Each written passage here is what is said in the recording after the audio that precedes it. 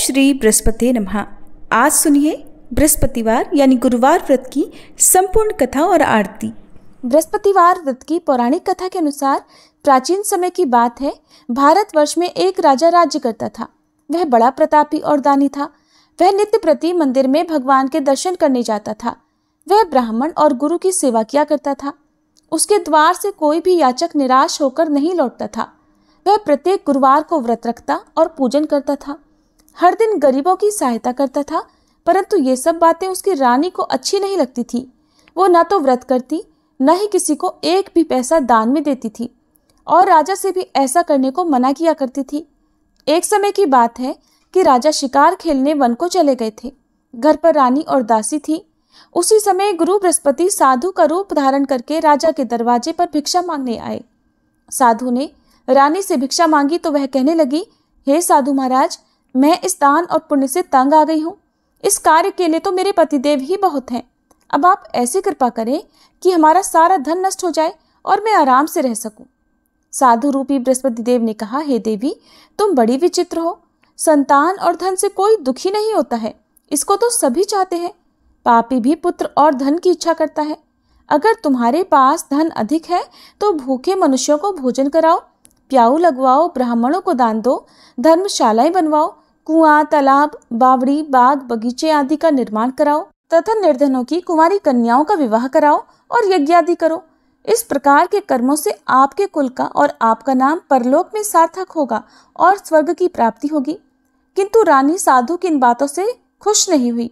उसने कहा, हे साधु महाराज, मुझे ऐसे धन की बिल्कुल आवश्यकता नहीं जिसको मैं अन्य लोगों को दान दूं या जिसको रखने और संभालने में ही मेरा सारा समय नष्ट हो जाए।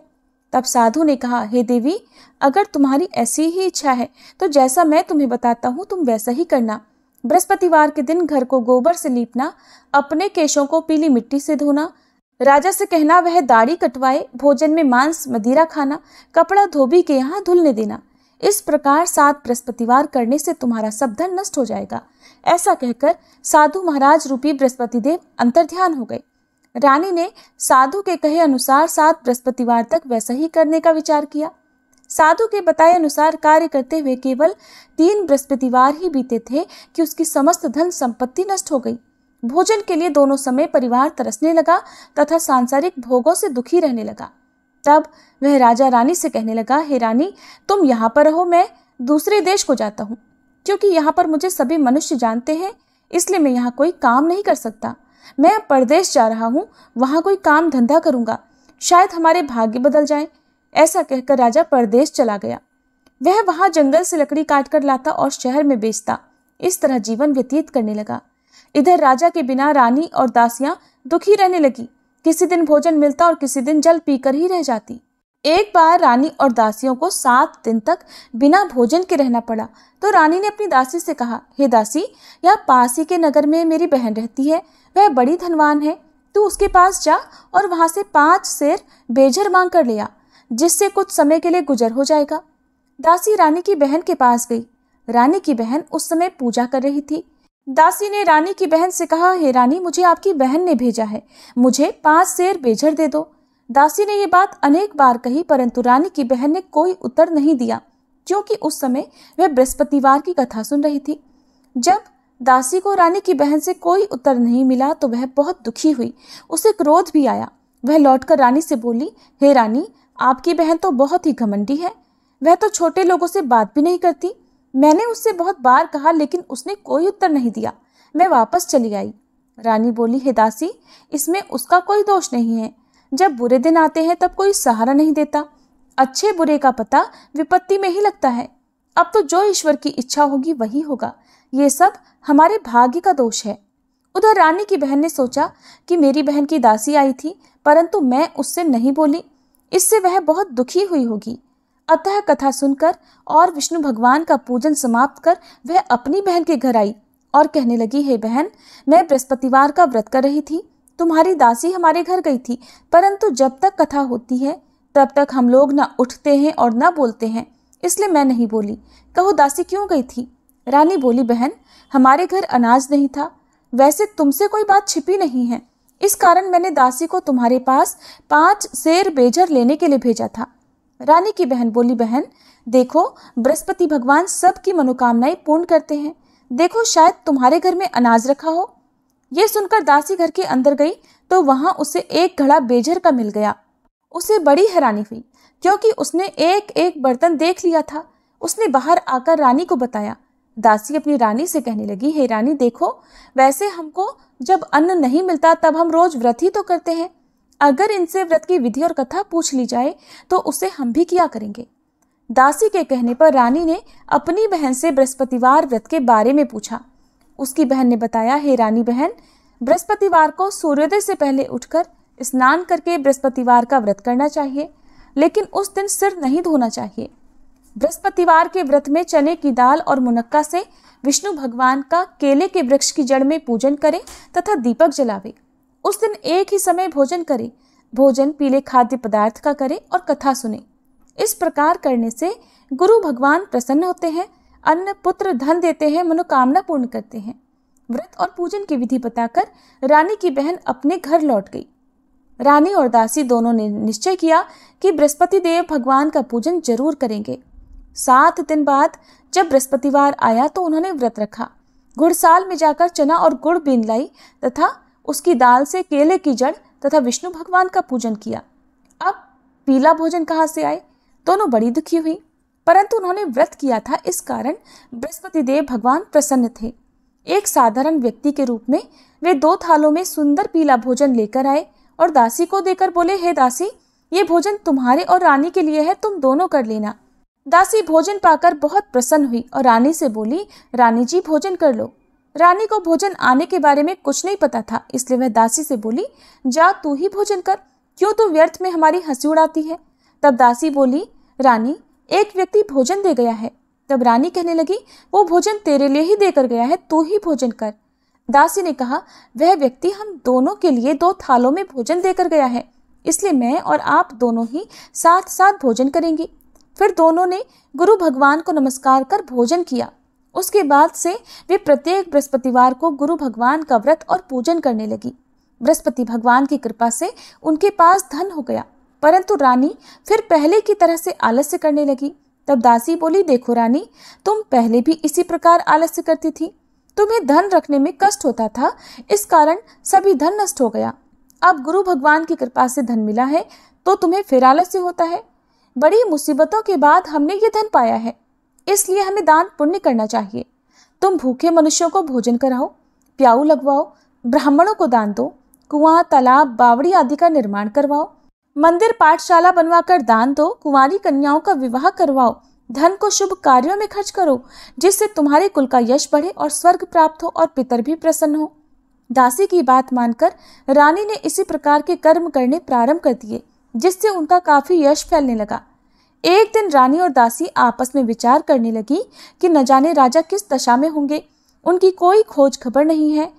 उन्होंने बृहस्पति देव से प्रार्थना की और तब भगवान ने रात्रि में राजा को स्वप्न में कहा, हे राजा उठ, तेरी रानी तुझको याद करती है, अब अपने देश को वापस लौट जा। राजा प्रातःकाल उठकर जंगल से लकड़ियां काट कर लाने के लिए जंगल की ओर चल पड़ा। जंगल से गुजरते हुए वह सोचने लगा, रानी की गलती से उसे कितने दुख भोगने पड़े। राजपाट छोड़कर उसे जंगल में आकर रहना पड़ा। जंगल से लकड़ियां काटकर उन्हें बेचकर गुजारा करना पड़ा। उसी समय उस जंगल में बृहस्पति देव एक साधु का रूप धारण करके आए और राजा के पास आकर बोले, हे लकड़हारे, तुम इस सुनसान जंगल में किस चिंता में बैठे हो, मुझे बतलाओ। यह सुनकर राजा की आंखों में आंसू भर आए और साधु की वंदना करके वह बोला, हे प्रभु, आप सब कुछ जानने वाले हैं। ऐसा कहकर राजा ने साधु को अपनी संपूर्ण कथा सुना दी। महात्मा दयालु होते हैं। वे राजा से बोले, हे राजा, तुम्हारी पत्नी ने बृहस्पति देव के प्रति अपराध किया था, जिसके कारण तुम्हारी ये दशा हुई। अब तुम किसी प्रकार की चिंता मत करो, भगवान तुम्हें पहले से अधिक धन देंगे। देखो, तुम्हारी पत्नी ने बृहस्पतिवार का व्रत करना प्रारंभ कर दिया है। अब तुम भी बृहस्पतिवार का व्रत करके चने की दाल और गुड़ जल के लोटे में डालकर केले का पूजन करो। फिर कथा कहो या सुनो, भगवान तुम्हारी सब मनोकामनाओं को पूर्ण करेंगे। साधु को प्रसन्न देखकर राजा बोला, हे प्रभु, मुझे लकड़ी बेचकर इतना पैसा नहीं मिलता जिससे भोजन करने के उपरांत कुछ बचा सकूं, और मैंने रात्रि में अपनी रानी को व्याकुल देखा है। मेरे पास कोई साधन नहीं जिससे समाचार जान सकूं। फिर मैं बृहस्पति देव की क्या कहानी कहूँ, मुझे तो कुछ भी नहीं मालूम है। साधु ने कहा, हे राजा, तुम किसी बात की चिंता मत करो। बृहस्पतिवार के दिन तुम रोजाना की तरह लकड़ियां लेकर शहर में जाओ। तुम्हें रोज से 2 गुना धन प्राप्त होगा, जिससे तुम भलीभांति भोजन कर लोगे और बृहस्पति देव की पूजा का सामान भी आ जाएगा। बृहस्पतिवार की कथा इस प्रकार है। प्राचीन काल में एक बहुत ही निर्धन ब्राह्मण था। उसकी कोई संतान नहीं थी। वह नित्य पूजा पाठ करता, परंतु उसकी पत्नी बहुत मलिनता के साथ रहती थी। वो न तो स्नान करती और न किसी देवता का पूजन करती थी। प्रातःकाल उठते ही सबसे पहले भोजन करती, बाद में कोई अन्य कार्य करती। ब्राह्मण देवता बहुत दुखी रहते थे। पत्नी को बहुत समझाते, किंतु कोई परिणाम नहीं निकलता। भगवान की कृपा से ब्राह्मण की पत्नी के कन्या उत्पन्न हुई। वह कन्या अपने पिता के घर में बड़ी होने लगी। वह बालिका प्रातः स्नान करके भगवान विष्णु का जप करती। वह बचपन से ही बृहस्पतिवार का व्रत भी करने लगी थी। पूजा पाठ समाप्त कर स्कूल जाती तो अपनी मुट्ठी में जौ भरकर ले जाती और पाठशाला जाने के मार्ग में डालती जाती। वही जौ सोने के हो जाते तो लौटते समय उनको बीनकर घर ले आती। एक दिन वह बालिका सूप में उन सोने के जौ को फटक कर साफ कर रही थी। तभी उसकी माँ ने देख लिया और कहने लगी, हे बेटी, सोने के जौ को फटकने के लिए सोने का सूप होना चाहिए। दूसरे दिन गुरुवार था। उस कन्या ने व्रत रखा और बृहस्पति देव से प्रार्थना करके कहा, हे प्रभु, यदि मैंने सच्चे मन से आपकी पूजा की हो तो मुझे सोने का सूप दे दो। बृहस्पति देव ने उसकी प्रार्थना स्वीकार कर ली। रोजाना की तरह वह कन्या जौ फैलाती हुई पाठशाला चली गई। पाठशाला से लौटकर जब वह जौ बीन रही थी तो बृहस्पति देव की कृपा से उसे सोने का सूप मिला। उसे वह घर ले आई और उससे जौ साफ करने लगी, परंतु उसकी माँ का वही ढंग रहा। एक दिन की बात है, वह कन्या सोने के सूप में जौ साफ कर रही थी। उस समय उस नगर का राजकुमार वहां से होकर निकला। इस कन्या के रूप और सोने के सूप में जौ को साफ करते देखकर वह उस कन्या पर मोहित हो गया। राजमहल आकर वह भोजन तथा जल त्याग कर उदास होकर लेट गया। राजा को जब राजकुमार द्वारा अन्न जल त्यागने का समाचार मिला तो अपने मंत्रियों के साथ वह अपने पुत्र के पास आया और बोले, हे बेटा, तुम्हें किस बात का कष्ट है? किसी ने अपमान किया है अथवा कोई और कारण है? मुझे बताओ, मैं वही करूंगा जिससे तुम्हें प्रसन्नता हो। तब राजकुमार ने अपने पिता की बातें सुनी और बोला, मुझे आपकी कृपा से किसी बात का दुख नहीं है। किसी ने मेरा अपमान नहीं किया है, परंतु मैं उस लड़की के साथ विवाह करना चाहता हूँ जो सोने के सूप में जौ साफ कर रही थी। यह सुनकर राजा आश्चर्य में पड़ गया और बोला, हे बेटा, इस तरह की कन्या का पता तुम ही लगाओ। मैं उसके साथ तुम्हारा विवाह अवश्य ही करवा दूंगा। राजकुमार ने राजा को उस लड़की के घर का पता बतलाया। मंत्री उस लड़की के घर गया और राजा का आदेश ब्राह्मण को सुनाया। कुछ ही दिन बाद ब्राह्मण की कन्या का विवाह राजकुमार के साथ संपन्न हो गया।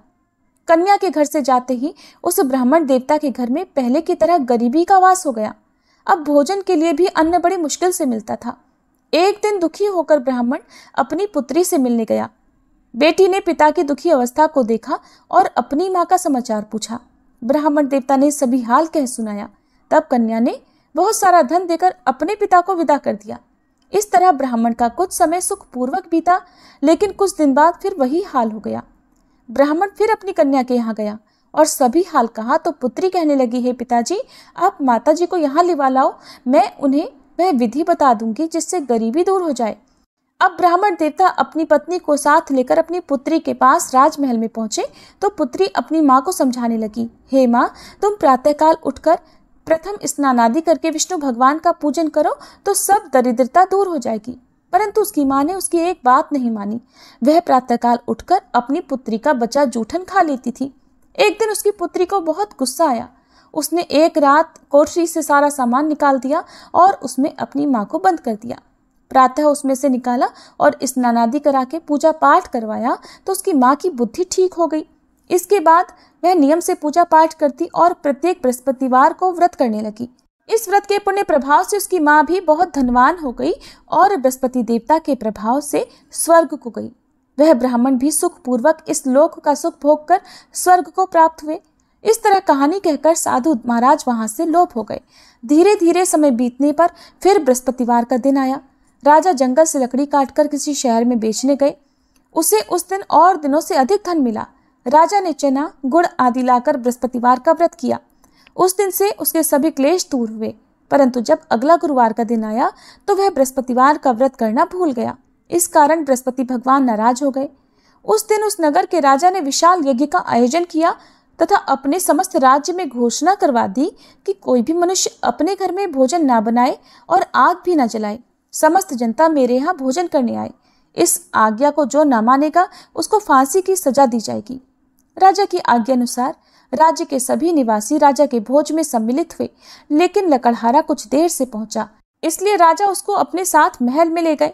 जब राजा लकड़हारे को भोजन करा रहे थे तो रानी की दृष्टि उस खूंटी पर पड़ी जिस पर उसका हार लटका हुआ था। उसे हार खूंटी पर लटका दिखाई नहीं दिया। रानी को निश्चय हो गया कि मेरा हार उस लकड़हारे ने चुरा लिया है। उसी समय सैनिक बुलवाकर उसको कैद खाने में डलवा दिया।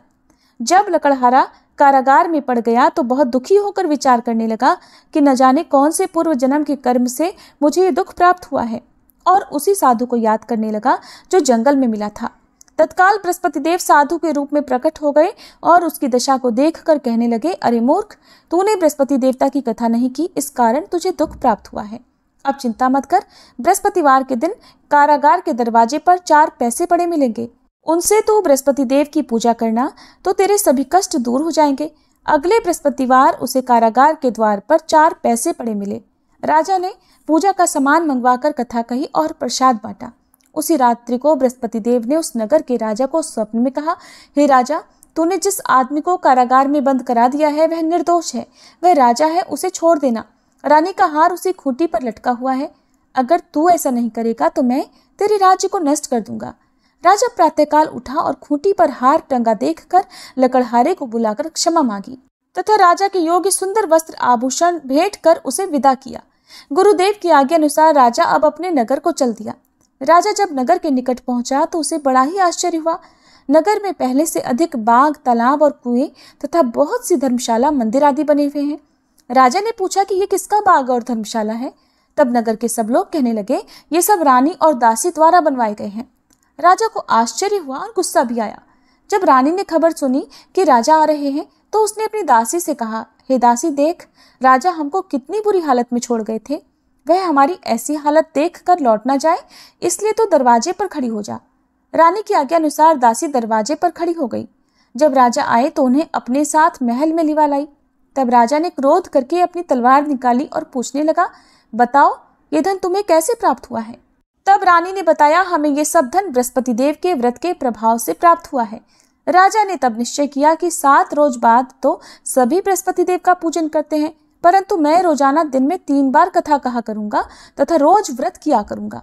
अब हर समय राजा के दुपट्टे में चने की दाल बंधी रहती तथा दिन में 3 बार वह कथा कहता। एक दिन राजा ने विचार किया कि चलो अपनी बहन के यहाँ हो आवे। इस तरह का निश्चय कर राजा घोड़े पर सवार होकर अपनी बहन के यहाँ चल पड़ा। रास्ते में उसने देखा कि कुछ आदमी एक मुर्दे को लिए जा रहे हैं। उन्हें रोककर राजा कहने लगा, अरे भाइयों, मेरी बृहस्पतिवार की कथा सुन लो। वे बोले, लो, हमारा तो आदमी मर गया है, इसको अपनी कथा की पड़ी है। परंतु कुछ आदमी बोले, अच्छा कहो, हम तुम्हारी कथा भी सुनेंगे। राजा ने दाल निकाली और कथा कहनी शुरू कर दी। जब कथा आधी हुई तो वह मुर्दा हिलने लगा और जब कथा समाप्त हुई तो राम राम करके वह मनुष्य खड़ा हो गया। राजा आगे बढ़ा, उसे चलते चलते शाम हो गई। आगे मार्ग में उसे किसान खेत में हल चलाता मिला। राजा उससे बोला, अरे भैया, तुम मेरी बृहस्पतिवार की कथा सुन लो। किसान बोला, जब तक मैं तेरी कथा सुनूंगा तब तक 4 हरैया जोत लूंगा। जा अपनी कथा किसी और को सुनाना। राजा आगे चलने लगा। राजा के हटते ही बैल पछाड़ खाकर गिर गए तथा किसान के पेट में बहुत जोर से दर्द होने लगा। उसी समय किसान की माँ रोटी लेकर आई। उसने जब ये देखा तो अपने पुत्र से सब हाल पूछा। बेटे ने सभी हाल बता दिया। बुढ़िया दौड़ी दौड़ी उस घुड़सवार के पास गई और उससे बोली, मैं तेरी कथा सुनूंगी, तू अपनी कथा मेरे खेत पर ही चलकर कहना। राजा ने लौटकर बुढ़िया के खेत पर जाकर कथा कही, जिसके सुनते ही बैल खड़े हो गए और किसान के पेट का दर्द भी बंद हो गया। अब राजा अपनी बहन के घर पहुंच गया। बहन ने भाई की खूब मेहमानी की। दूसरे दिन प्रातःकाल राजा जगा तो देखने लगा कि सब लोग भोजन कर रहे हैं। राजा ने अपनी बहन से पूछा कि ऐसा कोई मनुष्य है जिसने भोजन ना किया हो, जो मेरी बृहस्पतिवार की कथा सुन ले। तो बहन बोली, हे भैया, ये देश ऐसा ही है। पहले यहाँ के लोग भोजन करते हैं, बाद में अन्य कोई काम करते हैं। अगर पड़ोस में कोई हो तो देख कर आती हूँ। ऐसा कहकर बहन देखने चली, परंतु उसे कोई भी ऐसा व्यक्ति नहीं मिला जिसने भोजन नहीं किया हो। फिर वह एक कुम्हार के घर गई जिसका लड़का बीमार था। उसे पता चला कि उसके यहाँ 3 दिन से किसी ने भोजन नहीं किया है। रानी ने अपने भाई की कथा सुनने के लिए कुम्हार से कहा तो वह तैयार हो गया। तब राजा ने जाकर बृहस्पतिवार की कथा कही, जिसको सुनकर उसका लड़का ठीक हो गया। अब तो राजा की प्रशंसा होने लगी। एक दिन राजा ने अपनी बहन से कहा, हे बहन, अब मैं अपने घर जाऊंगा, तुम भी तैयार हो जाओ। राजा की बहन ने अपनी सास से अपने भाई के साथ जाने की आज्ञा मांगी तो सास बोली, चली जा, परंतु अपने लड़कों को मत ले जाना, क्योंकि तेरे भाई की कोई संतान नहीं होती है। बहन ने अपने भाई से कहा, हे भैया, मैं तो चलूंगी, परंतु कोई बालक नहीं जाएगा। राजा ने कहा, जब कोई बालक नहीं चलेगा तब तुम भी जाकर क्या करोगी?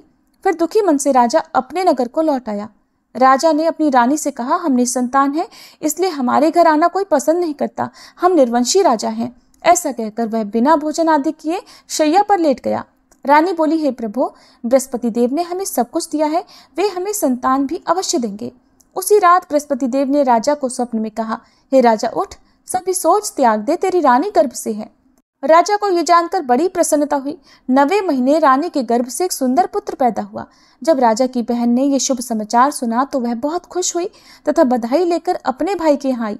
तभी रानी ने कहा, घोड़ा चढ़कर तो नहीं आई, गधा चढ़ी आई। राजा की बहन बोली, भाई, मैं इस प्रकार न कहती तो तुम्हें संतान कैसे मिलती? बृहस्पति देव ऐसे ही हैं, जिसके मन में जो कामनाएं रहती है सभी को पूर्ण करते हैं। जो सद्भावना पूर्वक बृहस्पतिवार का व्रत करता है और कथा पढ़ता है अथवा सुनता है, दूसरों को सुनाता है, बृहस्पति देव उसकी सभी मनोकामनाएं पूर्ण करते हैं।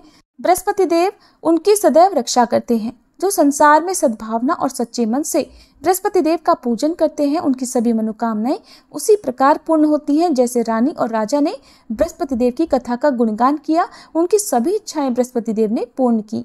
मनुष्य को हृदय से उनका मनन करते हुए जयकार करनी चाहिए। प्रेम से बोलिए, बृहस्पति देवता की जय। ये थी बृहस्पतिवार व्रत कथा। अब सुनिए आरती।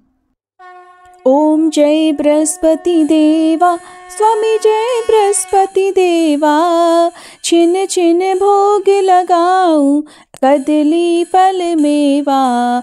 ओम जय बृहस्पति देवा, तुम पूर्ण परमात्मा, तुम अंतर्यामी, स्वामी तुम अंतर्यामी।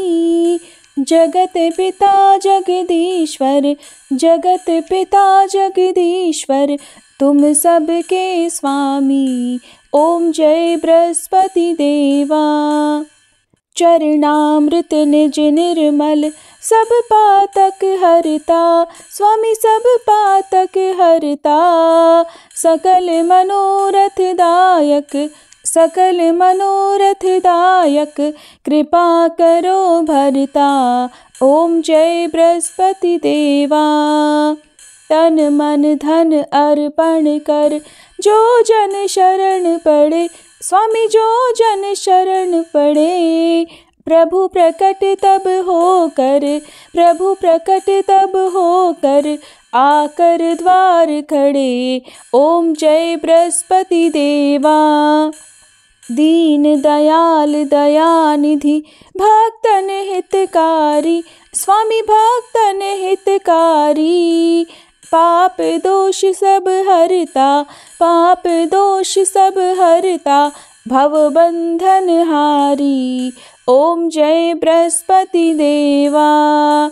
सकल मनोरथ दायक, सब संशय तारो, स्वामी सब संशय तारो। विषय विकार मिटाओ, विषय विकार मिटाओ, संतन सुखकारी। ओम जय बृहस्पति देवा। जो कोई आरती तेरी प्रेम सहित गावे, स्वामी प्रेम सहित गावे। ज्येष्ठानंद बंद सो सो निश्चय पावे। ओम जय बृहस्पति देवा। ओम जय बृहस्पति देवा, स्वामी जय बृहस्पति देवा। छिन छिन भोग लगाऊं, कदली फल मेवा। ओम जय बृहस्पति देवा।